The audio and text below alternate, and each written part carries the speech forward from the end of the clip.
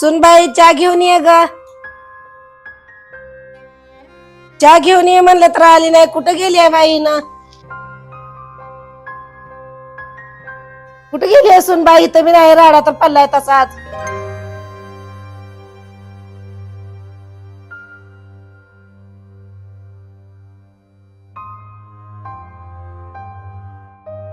अरे बापरे, लय उशीर झाला बाबा. घरातली सगळी कामं तशी जायची.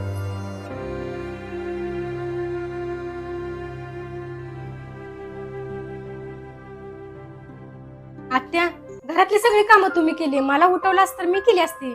अगं सुनबाई, तू झोपलेली बघून मला पुरीची आठवण आली ग.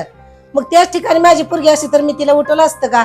तुझ्या तर काय माग थोडी धावपळ आहे काय? सकाळ संध्याकाळचा स्वयंपाक, लेकरांचं डबं करावं लागते, तर सगळी घराची साफसफाई करते. मी एका दिवशी केलं म्हणून काय बिघडलं? खरं आहे हो सासूबाई, माझं नशीब ना खूप मोठं आहे.